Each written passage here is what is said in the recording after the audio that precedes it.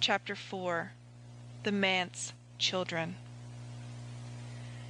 Aunt Martha might be, and was, a very poor housekeeper. The Reverend John Knox Meredith might be, and was, a very absent-minded, indulgent man. But it could not be denied that there was something very homelike and lovable about the Glen St. Mary manse, in spite of its untidiness. Even the critical housewives of the Glen felt it, and were unconsciously mellowed in judgment because of it. Perhaps its charm was in part due to accidental circumstances, the luxuriant vines clustering over its grey clapboarded walls, the friendly acacias and balm of Gileads that crowded about it with the freedom of old acquaintance, and the beautiful views of harbour and sand dunes from its front windows. But these things had been there in the reign of Mr. Meredith's predecessor, when the manse had been the primmest, neatest, and dreariest house in the Glen. So much of the credit must be given to the personality of its new inmates. There was an atmosphere of laughter and comradeship about it. The doors were always open, and inner and outer worlds joined hands. Love was the only law in Glen St. Mary manse. The people of his congregation said that Mr. Meredith spoiled his children. Very likely he did. It is certain that he could not bear to scold them. "They have no mother," he used to say to himself with a sigh, when some unusually glaring peccadillo forced itself upon his notice. But he did not know half of their goings-on. He belonged to the sect of dreamers. The windows of his study looked out on the graveyard, but as he paced up and down the room, reflecting deeply on the immortality of the soul, he was quite unaware that Jerry and Carl were playing leap-frog hilariously over the flat stones in that abode of dead Methodists. Mr. Meredith had occasional acute realizations that his children were not so well looked after, physically or morally, as they had been before his wife died, and he had always a dim subconsciousness that house and meals were very different under Aunt Martha's management from what they had been under Cecilia's. For the rest, he lived in a world of books and abstractions, and therefore, although his clothes were seldom brushed, and although the Glen housewives concluded, from the ivory pallor of his clear-cut features and slender hands, that he never got enough to eat, he was not an unhappy man. If ever a graveyard could be called a cheerful place, the old Methodist graveyard at Glen St. Mary might be so called. The new graveyard, at the other side of the Methodist church, was a neat and proper and doleful spot, but the old one had been left so long to nature's kindly and gracious ministries that it had become very pleasant. It was surrounded on 3 sides by a dyke of stones and sod, topped by a grey and uncertain paling. Outside the dyke grew a row of tall fir trees with thick balsamic boughs. The dyke, which had been built by the first settlers of the Glen, was old enough to be beautiful, with mosses and green things growing out of its crevices, violets purpling at its base in the early spring days, and asters and goldenrod making an autumnal glory in its corners. Little ferns clustered companionably between its stones, and here and there a big bracken grew. On the eastern side there was neither fence nor dyke. The graveyard there straggled off into a young fir plantation, ever pushing nearer to the graves and deepening eastward into a thick wood. The air was always full of the harp-like voices of the sea and the music of grey old trees, and in the spring mornings the choruses of birds in the elms around the 2 churches sang of life and not of death. The Meredith children loved the old graveyard. Blue-eyed ivy, garden spruce, and mint ran riot over the sunken graves. Blueberry bushes grew lavishly in the sandy corner next to the fir wood. The varying fashions of tombstones for 3 generations were to be found there, from the flat, oblong, red sandstone slabs of old settlers, down through the days of weeping willows and clasped hands, to the latest monstrosities of tall monuments and draped urns. One of the latter, the biggest and ugliest in the graveyard, was sacred to the memory of a certain Alec Davis, who had been born a Methodist but had taken to himself a Presbyterian bride of the Douglas clan. She had made him turn Presbyterian, and keeping him towing and Presbyterian mark all his life. But when he died, she did not dare to doom him to a lonely grave in the Presbyterian graveyard over harbour. His people were all buried in the Methodist cemetery, so Alec Davis went back to his own in death, and his widow consoled herself by erecting a monument which cost more than any of the Methodists could afford. The Meredith children hated it, without just knowing why, but they loved the old, flat, bench-like stones, with the tall grasses growing rankly about them. They made jolly seats, for one thing. They were all sitting on one now. Jerry, tired of leapfrog, was playing on a Jew's harp. Carl was lovingly poring over a strange beetle he had found. Una was trying to make a doll's dress, and Faith, leaning back on her slender brown wrists, was swinging her bare feet in lively time to the Jew's harp. Jerry had his father's black hair and large black eyes, but in him the latter were flashing instead of dreamy. Faith, who came next to him, wore her beauty like a rose, careless and glowing. She had golden brown eyes, golden brown curls, and crimson cheeks.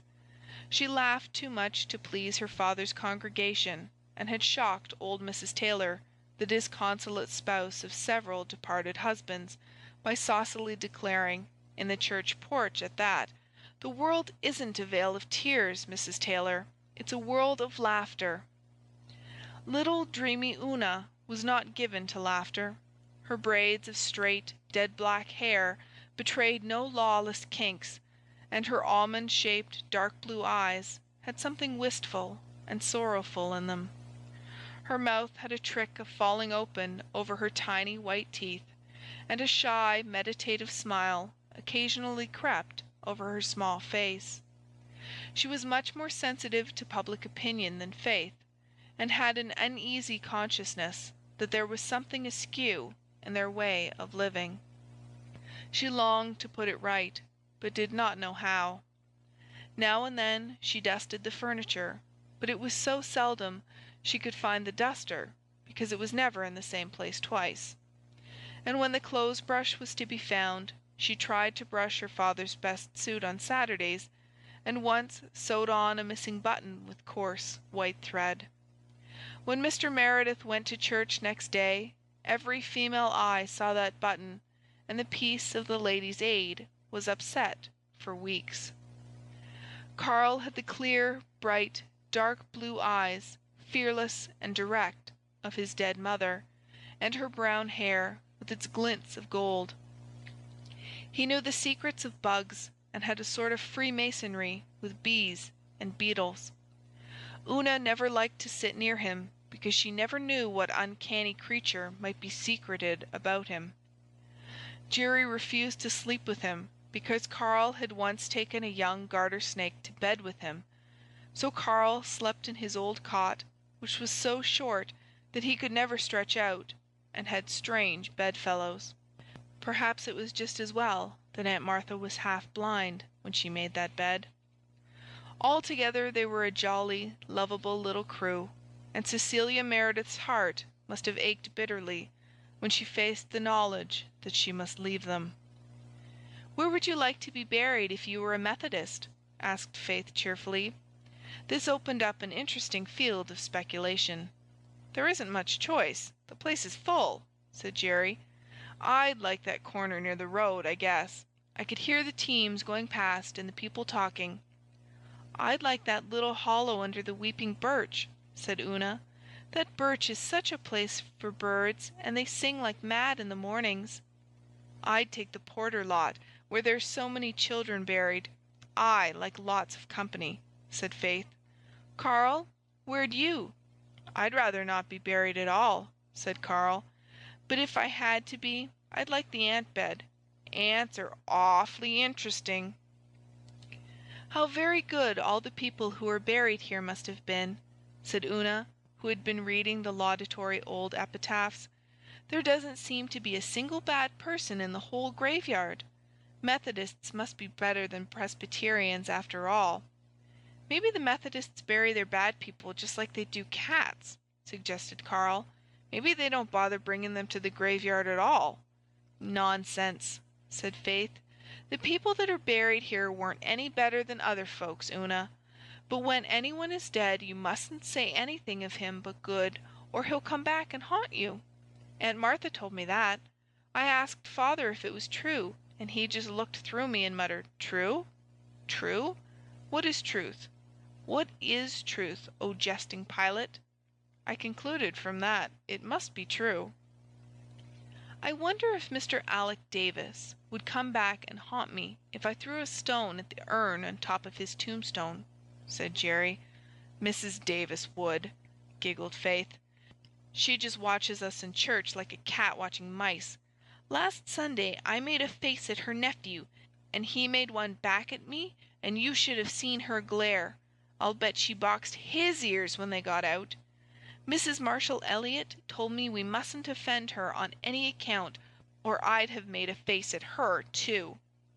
They say Jem Blythe stuck out his tongue at her once, and she never would have his father again, even when her husband was dying," said Jerry. "I wonder what the Blythe gang will be like." "I liked their looks," said Faith. The Manse children had been at the station that afternoon when the Blythe small fry had arrived. "I liked Jem's looks especially." "They say in school that Walter's a sissy," said Jerry. "I don't believe it," said Una, who had thought Walter very handsome. "Well, he writes poetry, anyhow. He won the prize the teacher offered last year for writing a poem. Bertie Shakespeare Drew told me. Bertie's mother thought he should have got the prize because of his name, but Bertie said he couldn't write poetry to save his soul, name or no name." "I suppose we'll get acquainted with them as soon as they begin going to school," mused Faith. "I hope the girls are nice. I don't like most of the girls round here. Even the nice ones are poky. But the Blythe twins look jolly. I thought twins always looked alike, but they don't. I think the red-haired one is the nicest." "I liked their mother's looks," said Una with a little sigh. Una envied all children their mothers. She had been only 6 when her mother died, but she had some very precious memories, treasured in her soul like jewels, of twilight cuddlings and morning frolics, of loving eyes, a tender voice, and the sweetest, gayest laugh. "They say she isn't like other people," said Jerry. "Mrs. Elliott says that is because she never really grew up," said Faith. "She's taller than Mrs. Elliott." Yes, but it is inside. Mrs. Elliott says Mrs. Blythe just stayed a little girl inside." "What do I smell?" interrupted Carl, sniffing. They all smelled it now. A most delectable odor came floating up on the still evening air from the direction of the little woodsy dell below the manse hill. "That makes me hungry," said Jerry. "We had only bread and molasses for supper, and cold ditto for dinner," said Una plaintively. Aunt Martha's habit was to boil a large slab of mutton early in the week, and serve it up every day, cold and greasy, as long as it lasted. To this Faith, in a moment of inspiration, had given the name of ditto, and by this it was invariably known at the manse. "Let's go and see where that smell is coming from," said Jerry. They all sprang up, frolicked over the lawn with the abandon of young puppies, climbed a fence, and tore down the mossy slope, guided by the savory lure that ever grew stronger. A few minutes later they arrived breathlessly in the sanctum sanctorum of Rainbow Valley, where the Blythe children were just about to give thanks and eat. They halted shyly. Una wished they had not been so precipitate, but Blythe was equal to that and any occasion. She stepped forward with a comrade's smile. "I guess I know who you are," she said. "You belong to the manse, don't you?" Faith nodded, her face creased by dimples. "We smelled your trout cooking and wondered what it was." "You must sit down and help us eat them," said Di. "Maybe you haven't more than you want yourselves," said Jerry, looking hungrily at the tin platter. "We've heaps, 3 apiece," said Jem. "Sit down." No more ceremony was necessary. Down they all sat on mossy stones. Merry was that feast, and long. Nan and Di would probably have died of horror had they known what Faith and Una knew perfectly well, that Carl had 2 young mice in his jacket pocket. But they never knew it, so it never hurt them. Where can folks get better acquainted than over a meal table? When the last trout had vanished, the manse children and the Ingleside children were sworn friends and allies. They had always known each other, and always would. The race of Joseph recognized its own. They poured out the history of their little pasts. The manse children heard of Avonlea and Green Gables, of Rainbow Valley traditions, and of the little house by the harbour shore where Jem had been born. The Ingleside children heard of Maywater, where the Merediths had lived before coming to the Glen, of Una's beloved one-eyed doll, and Faith's pet rooster. Faith was inclined to resent the fact that people laughed at her for petting a rooster. She liked the Blythes because they accepted it without question. "A handsome rooster like Adam is just as nice a pet as a dog or cat, I think," she said. "If he was a canary, nobody would wonder. And I brought him up from a little wee yellow chicken. Mrs. Johnson at Maywater gave him to me. A weasel had killed all his brothers and sisters. I called him after her husband. I never liked dolls and cats. Cats are too sneaky, and dolls are dead." "Who lives in that house away up there?" asked Jerry. "The Miss Wests, Rosemary and Ellen," answered Nan. "Di and I are going to take music lessons from Miss Rosemary this summer." Una gazed at the lucky twins with eyes whose longing was too gentle for envy. Oh, if she could only have music lessons! It was one of the dreams of her little hidden life, but nobody ever thought of such a thing. "Miss Rosemary is so sweet, and she always dresses so pretty," said Di. "Her hair is just the color of new molasses taffy," she added wistfully, for Di, like her mother before her, was not resigned to her own ruddy tresses. "I like Miss Ellen, too," said Nan. "She always used to give me candies when she came to church, but Di is afraid of her." "Her brows are so black, and she has such a great deep voice," said Di. "Oh, how scared of her Kenneth Ford used to be when he was little. Mother says the first Sunday Mrs. Ford brought him to church, Miss Ellen happened to be there, sitting right behind them. And the minute Kenneth saw her he just screamed and screamed until Mrs. Ford had to carry him out." "Who is Mrs. Ford?" asked Una wonderingly. "Oh, the Fords don't live here. They only come here in the summer, and they're not coming this summer. They live in that little house way, way down on the harbour shore where Father and Mother used to live. I wish you could see Persis Ford. She is just like a picture." "I've heard of Mrs. Ford," broke in Faith. "Bertie Shakespeare Drew told me about her. She was married 14 years to a dead man, and then he came to life." "Nonsense," said Nan. "That isn't the way it goes at all. Bertie Shakespeare can never get anything straight. I know the whole story, and I'll tell it to you some time, but not now, for it's too long, and it's time for us to go home. Mother doesn't like us to be out late these damp evenings." Nobody cared whether the manse children were out in the damp or not. Aunt Martha was already in bed, and the minister was still too deeply lost in speculations concerning the immortality of the soul to remember the mortality of the body. But they went home too, with visions of good times coming in their heads.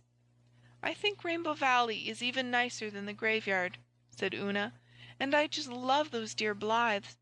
It's so nice when you can love people because so often you can't.